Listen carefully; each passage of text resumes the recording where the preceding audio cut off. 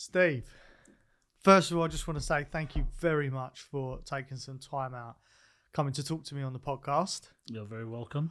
So, Steve, just a quick introduction into who you are, what you do, and a little bit about Ukraine that you're doing at the moment.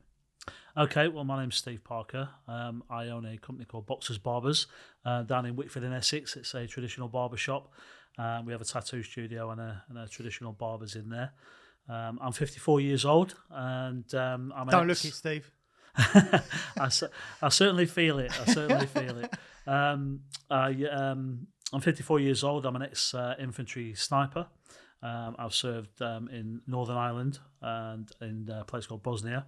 And a year ago, more or less, the war kicked off in Ukraine. And being a soldier, the heart of me told me that we had to do something. Went home and saw the girlfriend, and she said, my neighbours asked for a donation to take over to Romania on the border for the refugee centres. I said, all right. I said, I'll go and grab some donations, not a problem. Put the word out to a couple of my military contacts and said, we need some donations, got the neighbours going over. The next morning I came to my shop, and without showing you the photographs, and I can show you them, my shop was filled with donations. So I looked at it and phoned the girlfriend up and said, I don't think your neighbour's going to be able to carry over what we've got. So she said, you're gonna do this, aren't you? I said, well, I've got no choice. I said I feel like I need to. Yeah. So I phoned up a good friend of mine, Dan Gausden, ex Royal Logistics Corps military guy. Said, how do you fancy going over to Ukraine to drop some stuff off? He said, yeah, up for that, no problem. Called another couple of guys, Nick Austin and Andy Ray, but all ex-military. So we decided to set up this little group of us that was going to take maybe one or two vehicles over. On the 3rd of March, I went on to LBC Radio, did an interview with Nick Ferrari, and from that, we managed to raise around about £18,000 in less than 36 hours. And the donations that were outside my shop, when I show you the photographs, you'll understand what I mean, was just filled to the brim. We had more than 5-6 vehicles worth just in that 1 week. Wow. So put the word out again. A lot of our civilian friends, partners, friends of friends got involved. And it culminated in the first week on the 8th of March being on the Ukraine border with 16 vehicles, 32 drivers, and around about 40 tons of aid. And we'd probably raised about 35 grand in fundraising just on that very first trip. Wow. That's impressive. It was a shock. That's impressive. It was a shock. Yeah. So, Steve, before we delve too much into what you do with Ukraine, just roll it back there. You was a sniper. I was a regimental sniper, yeah, which is, it sounds more glamorous than it is, to be fair. The sniper's role back in the 80s and 90s was a bit more difficult than it is now, because nowadays everything's done by technology.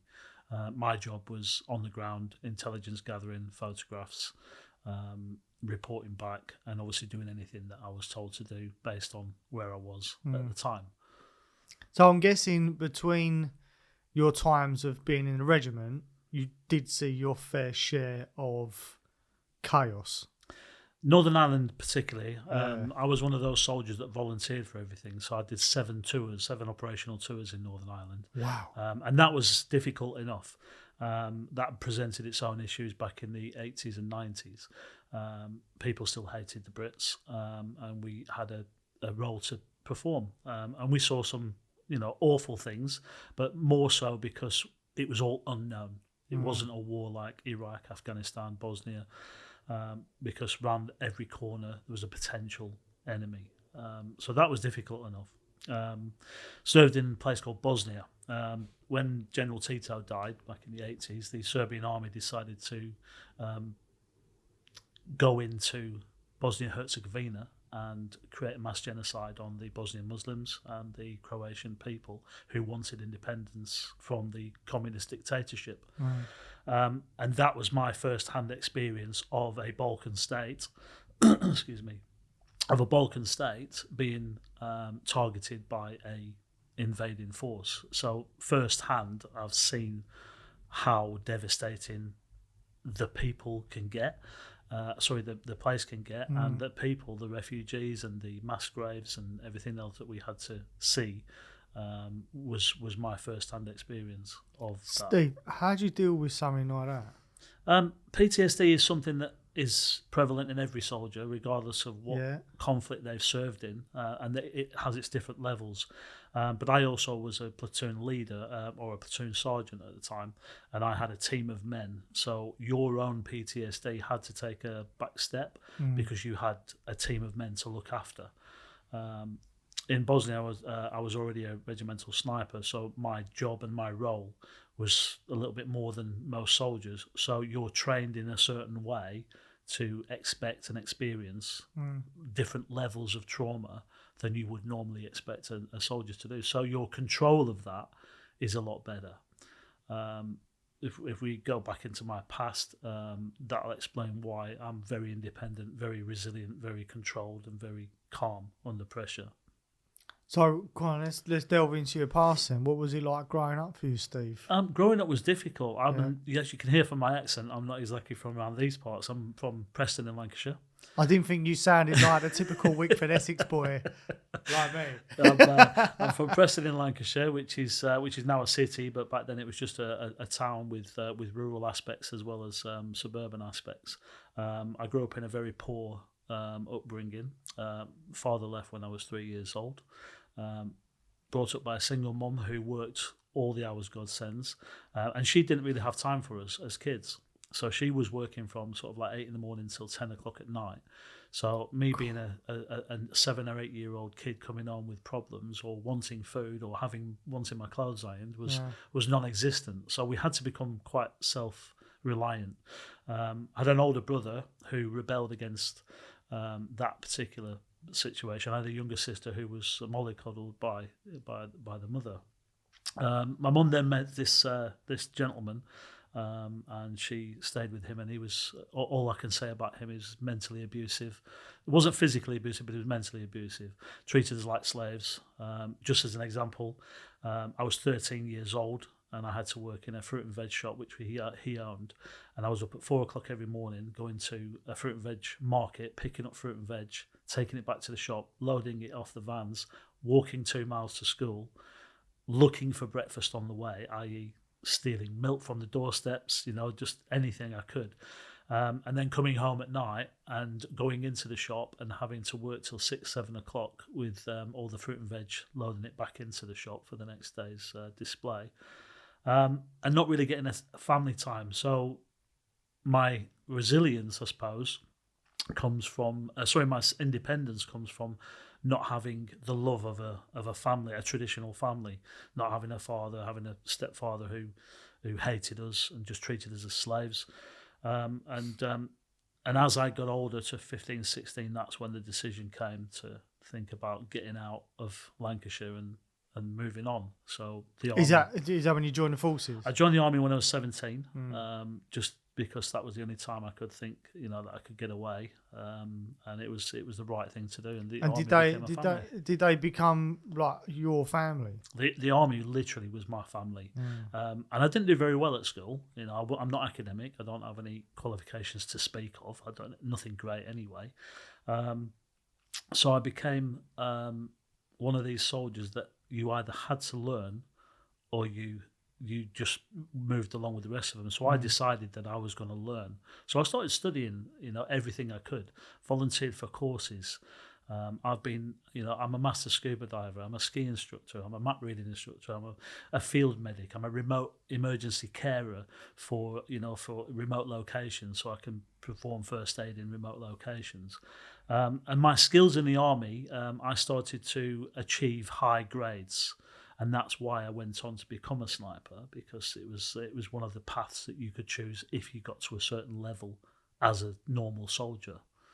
So your role as a sniper, I'm guessing, is like what everybody would think, targeting somebody out to take them out. But you said you was part of a team. You was a team leader as well. So was you in charge of other snipers, or was it generally just like in charge of a team? No, when you're a sniper, you're actually not a sniper full time. You're a regimental sniper, and you're called on. whenever you're needed. So your role in the army is as a soldier. So my job was as a team leader, a section commander, for want of a better term. So I would go out on the normal operations with my team of men, and then when the powers that be decided they needed a sniper's role to be taken, I would be then taken out of my unit and then put into a situation where I'd have to perform certain tasks for those people.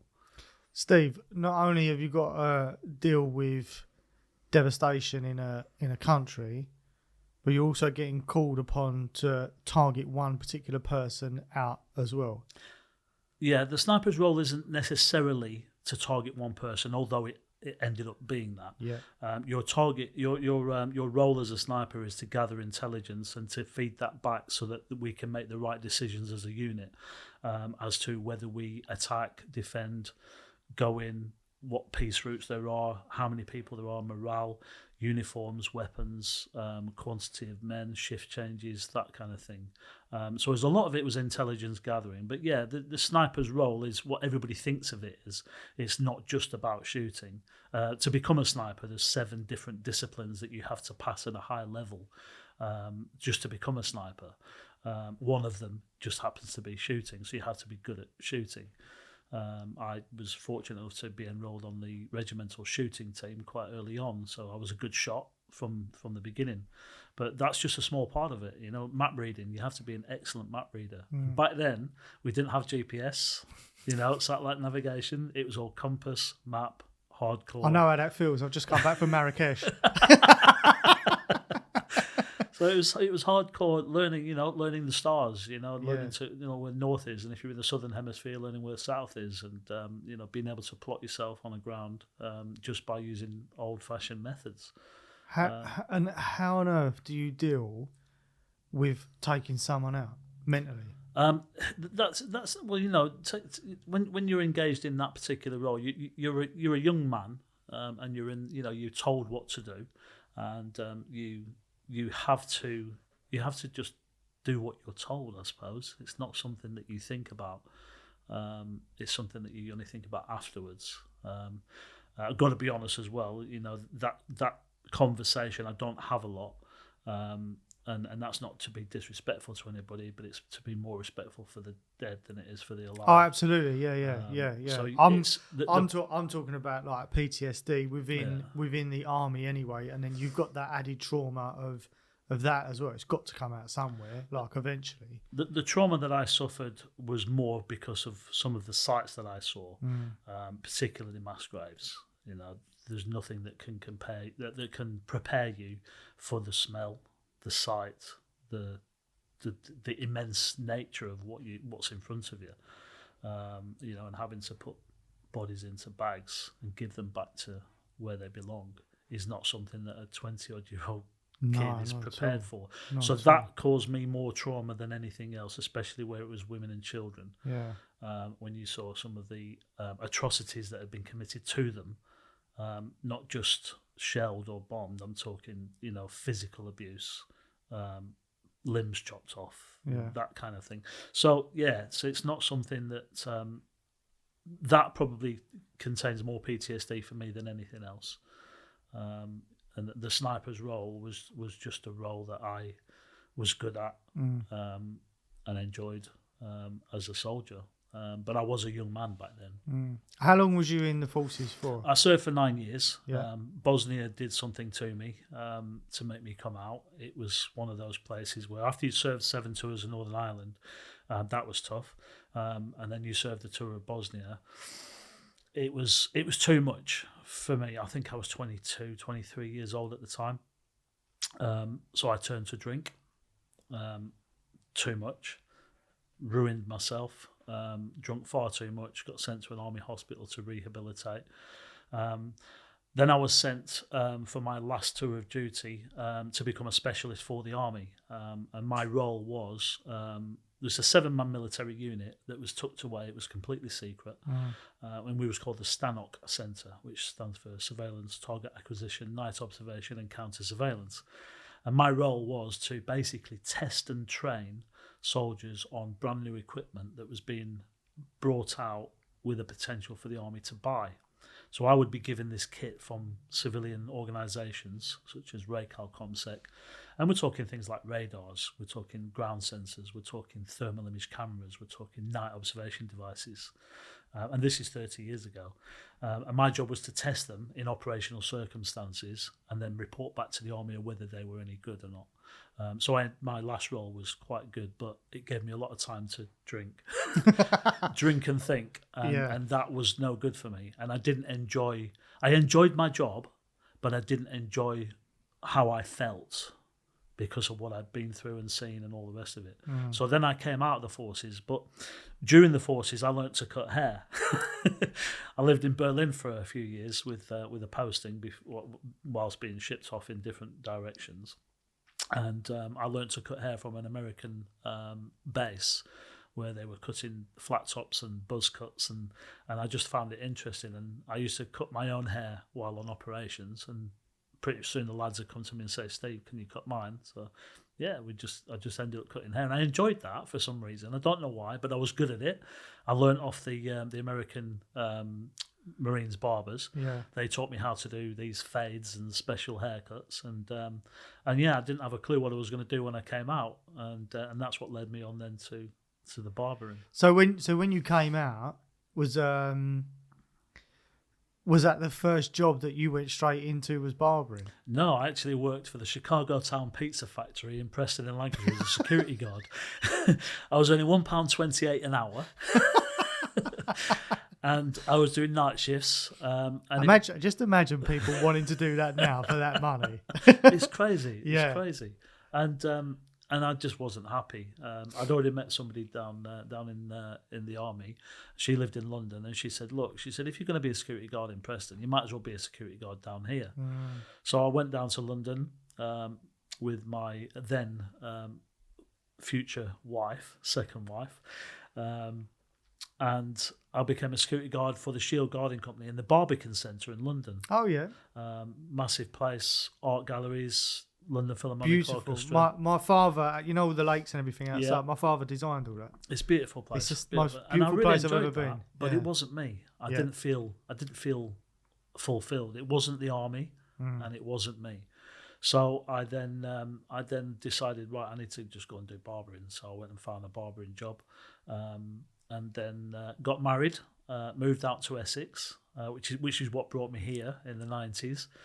Bought my first house with my then wife, and started working in barbershops until I had enough money. Then I bought my first barbershop, which was in Lincolnshire, and then I moved down to Essex. Got another barbershop in Essex in the Fitness First gymnasium. I believe. This may not be true, but I'm told that I was the first ever barber in the United Kingdom to open a barbershop inside a gym. I imagine you are. I believe I was the first. Yeah. The shop's still going now. It's still owned by somebody, and I sold it. It was sold on by me, and then I moved on to another shop. But yeah, so that's how I ended up with barbering. Yeah. And barbering is not only is it good. Obviously, you know, you're manicuring men's hair and that, but it's a good social aspect as well, isn't it? I bet you meet some unreal people in barbering. There's so many. I probably know more stories from the barbershop than I do from my time in the forces. I bet. You meet people from young children right through to 90, 100-year-old men, and the stories and the relationships you build up with people as well are fantastic. But one of the nicest things, and cruelly to say, is that they're only 15-minute relationships, which is fantastic. And you're not going to see them again for another month's time. No. It's great because you then catch up with people, and then you see them develop and grow. I've become part of the community. I've been in Wickford for 10 years now, and I'm classed as part of the social community. I've done lots of things for the community. I've slept out with homeless soldiers, raised money for veterans for the homeless. I've raised money for Help for Heroes. I've had parties in the shop free of charge for children on Halloween, where I've had 80 or 90 kids in at any one time. I'm on the Essex Autism Society's recommended barber shop because I'm the only person that can deal with autistic youngsters, and people bring their kids from all over the place purely because I know how to deal with autism. And I think that's probably down to the resilience, the self-control, and the ability to stay calm under pressure. Oh my God, definitely. I've got a disabled son myself. He's got something called Williams syndrome. Okay. Super rare. It's very much on the autistic scale, but it's really rare throughout the whole of the country, yet there's 5 people in Wickford with Williams syndrome for whatever reason. But yeah, we always used to have a lot of problem getting his hair cut. So I know it's very hard for barbers I'm privileged to deal with it. Yeah, I'm privileged that I get told. This morning, for instance, just my first customer, 9:30 this morning. His name's Noah. I think he's 5 years old, 6 years old, and he kicks me, punches me, scratches me, but he won't go anywhere else for his haircut. And I get through the haircut eventually. It takes me 40 minutes to do it. And his mum you can see the pleasure on his mum's face when the kid's had his haircut. Oh, I bet. And the devastation that they must have faced before they met me. Of how they tried to get his haircut. He's a screamer, he's a puncher, but we calm him down and we get his haircut done. And I'm renowned for that. I'm not famous for anything like that. It's just that it's nice to have that privileged position, as a barber, to do that. But leading on from that, again, the social aspect, what you just said, it gives me that social access to a multitude of people. So when I did this, this fundraiser for Ukraine, or any other fundraiser that I've ever done, I've got an instant access to a lot of people who already trust me, who already think a lot of me, and are willing to come in and help. Just to interrupt you for a second, I just wanted to tell you quickly about our sponsor for the podcast, Fountains Media. Fountains Media is a creative content first media agency. We create videos, we do your photography for you, we've got a CAA approved drone pilot, and we offer full social media management. So you don't have to ever worry about when or what to post. Anyway, look, sorry to interrupt your podcast, but if you do want to check them out, check out all their socials. That is Fountains Media. Sorry, apologies, Steve. Well, that's okay. As you were. So our first trip out there was, we didn't know what was going to happen. We had 16 vehicles and 32 drivers with 40 tons of aid, and we didn't know what we were walking into. So we decided to meet some contacts who we'd been speaking to on the phone, to meet them at the actual Ukraine border, because we didn't know what we were facing, and the war had just begun, so it was a dangerous place to be. How do you get hold of these contacts as well? Is it just through social platforms?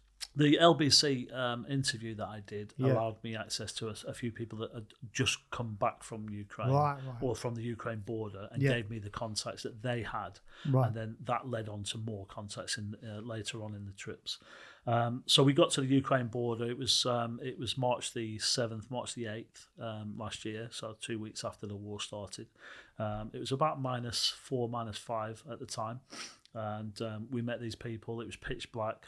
We'd just gone through this no man's land, what they call no man's land. So it's between Poland and Ukraine. You're not actually in either country. You're in the middle, dropping off all these vehicles. A lot of emotional stuff going on. And then we drove back. So we didn't really see anything on the first trip. Then on the second trip we went out there, we went to Kiev to drop off some military surplus gear and some humanitarian aid, and we went to a place called Lviv, and these were the first places that were shelled by the Russians.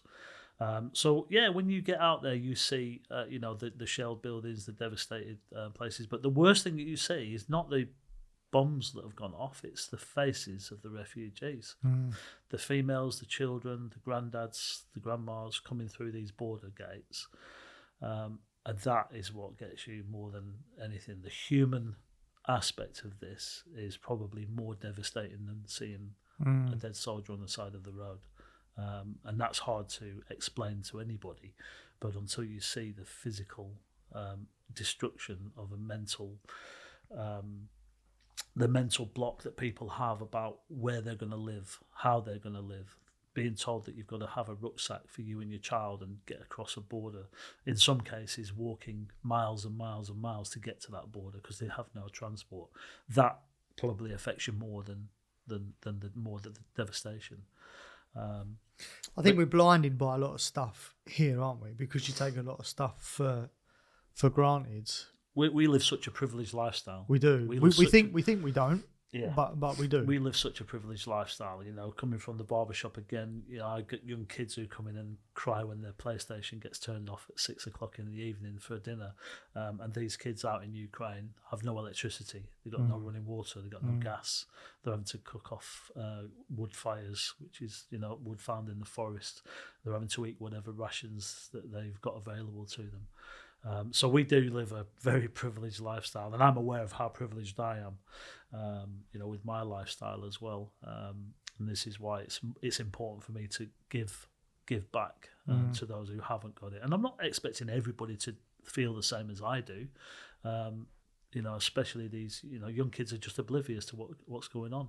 But we are, we're this close to the brink of, extinction because of the privileged lifestyle that we live. We've just got no idea what's around the corner. Can't take it for granted. I think is the best way to describe it. We shouldn't take it for granted.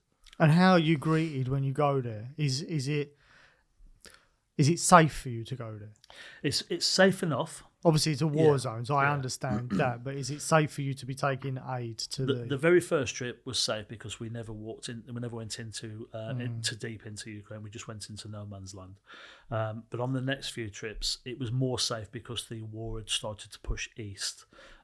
The western border of Ukraine, right through to Kiev, has been it's been sanitized and it's filled with Ukraine soldiers and refugee centres. However, recently, the drone attacks on the infrastructure, those drones are kamikaze drones, and they can come from anywhere at any time. So there is an element of risk when we go out there now.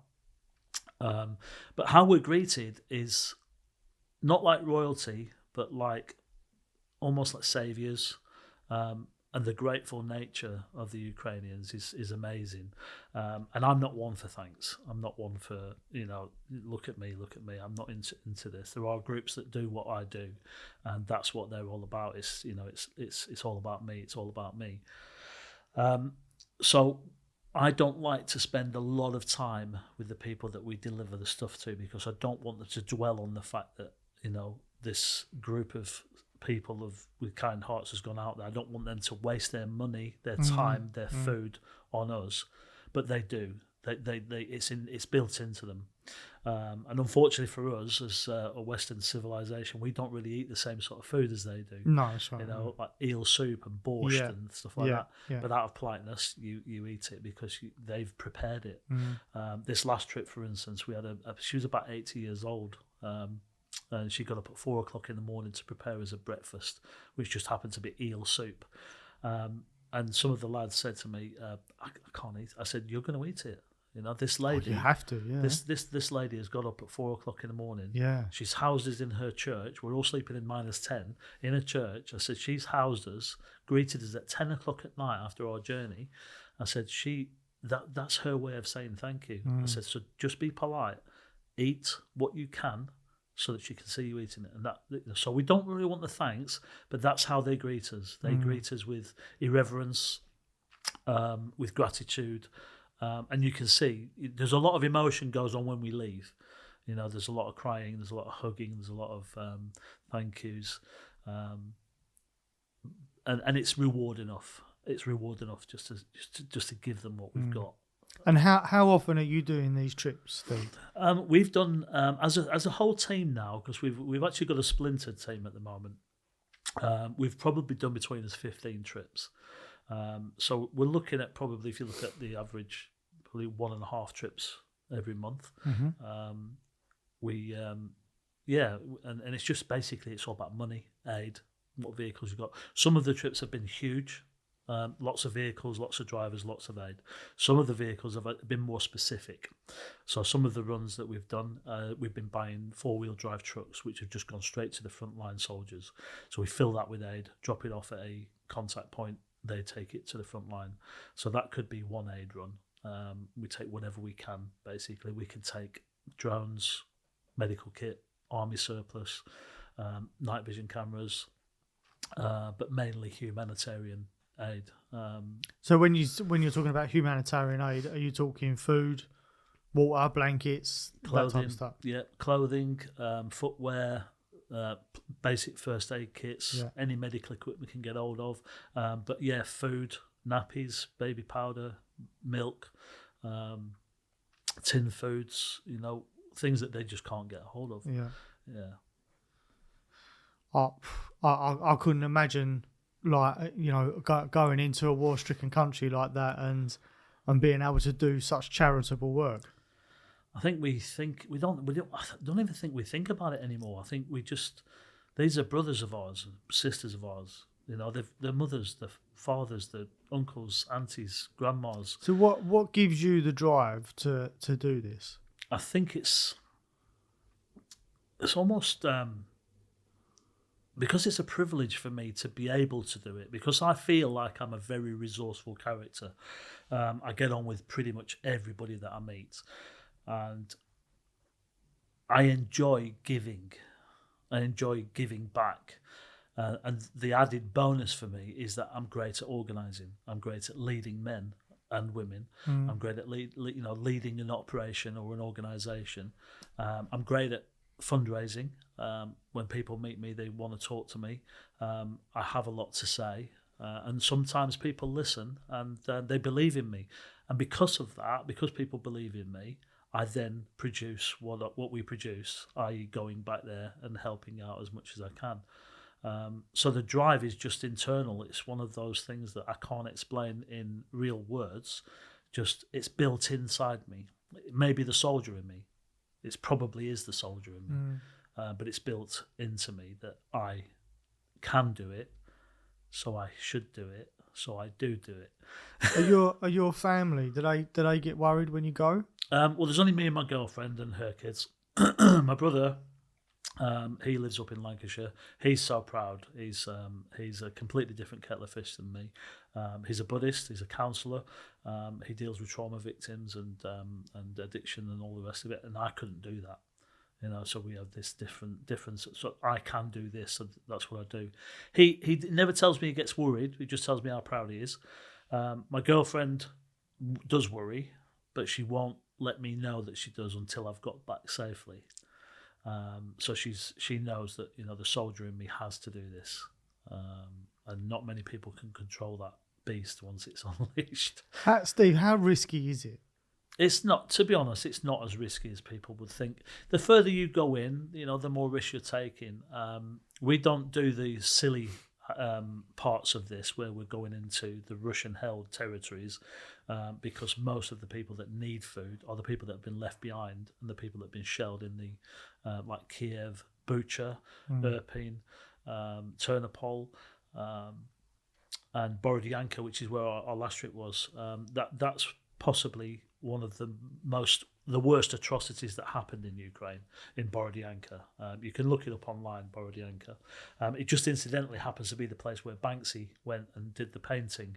And the unusual thing for me was I didn't realise till I'd gone out on this trip. I was there in April last year, just after the war had devastated Borodyanka. 300 people died inside a particular block of flats, which is where Banksy did the painting. And I'm stood there doing a small film about our journey, and I'm stood on top of the place where Banksy was then going to come and do his painting. I didn't realise it until I got back there, so I've taken a few pictures of me on the Banksy site, just done another fundraising video with me being outside that building where I was a year ago. But yeah, one of the worst places. So that's not a safe place to be, but it has to be safe because there are civilians living there. These civilians who live in places like this are not the rich Ukrainians that are corrupt and all the rest of it. Yeah, sure. These are the poor Ukrainians who've got no transport, got no money, got nothing else. They've got no passports or identification because they've never needed it. Yeah. So they're stuck there. So that's what we want to do, is we want to help those towns, those villages. The big places, Red Cross, DEA, UNICEF, all the rest of it, they get massive amounts of money coming in, they get massive amounts of aid, but they stay in these large locations, and most of the rich Ukrainians have got access to that aid because they've got big vehicles, they've got big houses, they've got servants that can go and get it for them, and a lot of corruption in Ukraine as well. A lot of the aid is taken, sold off, given where it shouldn't be going. Wow. And these poor Ukrainians in places like Bucha, Irpin, Borodianka Don't see none of that. They don't see any of it. They might see a residual amount, but they don't see anything. So the stuff you're taking, that 100% goes to these guys. This is why we don't deal with the big charities. And it's one of my struggles with fundraising. Because I'm not a charity, my struggle with fundraising is I haven't got a charity number. So we decide to take what we can to the places that need it the most. So we'll drive into Ukraine rather than just on the borders, drive into the smaller villages and towns rather than the big cities, and drop it off where it's actually needed.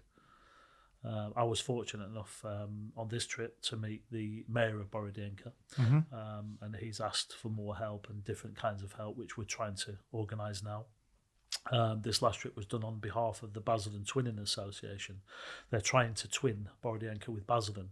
So I said, well, it'd be a good idea if we get the mayor of Basildon, our local MPs, to come down, load my vans up, and then we meet the mayor out there and do the reverse on, and it all happened. So we had not Steve Metcalf, he's Basildon, he couldn't attend. Mark Francois, he's a good friend of mine, ex-veteran as well.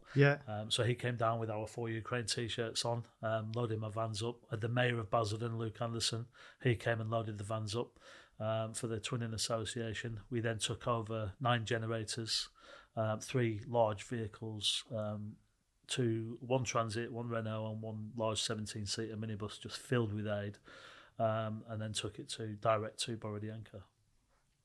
Steve, how can people donate to you? Where can they find you? Everything can be accessed on our website, which is For Ukraine, so it's number 4 Ukraine.org.uk. So forukraine.org.uk. We have a Facebook page that shows some of our videos, our highlight reels of some of the journeys and some of the things that we've been up to. I've watched quite a lot of the videos. Obviously, I did quite a lot of research before you came on here, and I've watched a lot of the videos, and I couldn't stress enough to everybody just to go and look at what you lot are actually doing. Even bringing furniture back for somebody.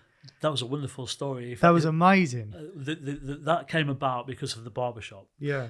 I knew I was going to Kiev to drop some stuff off to a contact that works for Google out there, and he wanted some cameras and some footwear and some stuff for the soldiers, and I was going there, and this young boy came in the shop, didn't speak a word of English, and his host, lady called Haley, she said to me, he's from Ukraine. I said, oh, wonderful. I said, I'm going back out there. She said, yeah. She said, where are you going? I said, I'm going to Kiev.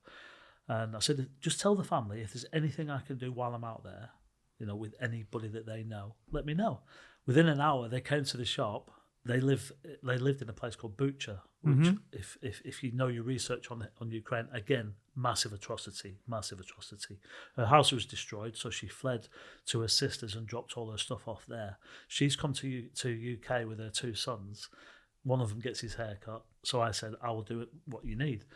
I ended up going to Ukraine to do my humanitarian drop-off, and then going to Bucha to meet her sister, to pick up all her belongings and then bring them back to Wickford in Essex. I mean, that's amazing. It's a beautiful story. That's story. Going far and beyond anything that you would have done. It's a beautiful story. Yeah. On this trip to Borodianka, because we have about 120 families around the Essex area, and I've met another lovely lady called Tetiana who's been buying stuff for Ukraine. And she found out we was going to Borodianka.